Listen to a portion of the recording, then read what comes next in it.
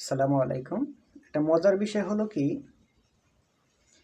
এক সময় আমি গণিত সাবজেক্টটা গণিত বিষয়টা করতে চাইতাম না।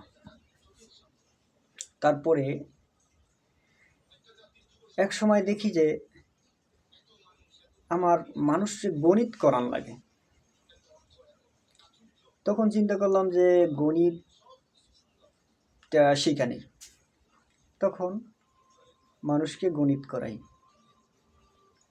এখনো হয়তো মনে করছি ওই শেষ গণিত করা, প্লাসের অঙ্কগুলো, মাইনাসের অঙ্কগুলো, বীজগণিত, পাটিগণিত, এই সমস্ত গণিতগুলো এখন হয়তো মনে করছি ওই হয়তো গণিত শেষ। এখন দেখতেছি যে সব গণিত এসে আমার উপরে পড়ছে। আমি চাই প্লাসের গণিতগুলো করতে, কিছু মানুষ চায় মাইনাসের গণিতগুলো করতে। সব জায়গায় আমি প্লাসের অঙ্কগুলো করতে পারি না। যেমন ব্যাংকিং সেক্টরে আছে, যেমন অন্যান্য কাজে বা ব্যবসার সেক্টরে সবসময় চাই আমি প্লাসের অঙ্কগুলো হোক। এখন কিছু মানুষ বলে যে গণিত গণিতটা এটাকে কিভাবে গণিতের ভাষায় মাইনাস করা যায়, মানুষকে গণিতের ভাষায় মাইনাস করা যায়, সেটাও আমি আবার নূতন শুনলাম। যে এক সময় যেই গণিত করতে চাইতাম না সেই গণিতই এখন মূল পেশা হইয়া দাঁড়াইছে। এখন কি করা যায়, দেখা যায় যে অনেক সময় মানুষে মাইনাস করে,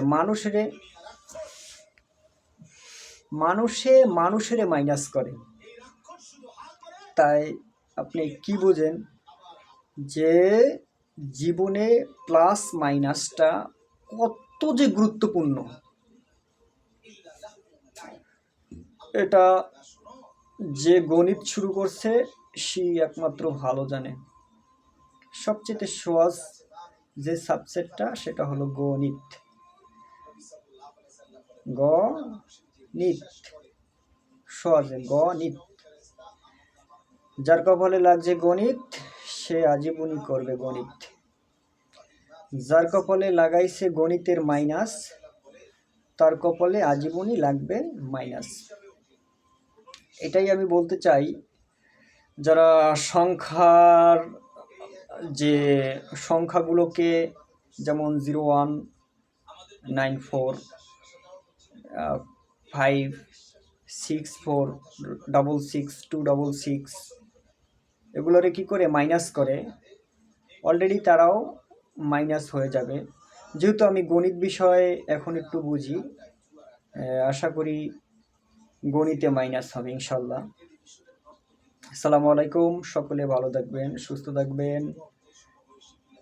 গণিতের যদি কোনো সমস্যা হয় আমার কাছে সমাধান আছে, নিয়ে নিতে পারেন ইনশাল্লাহ।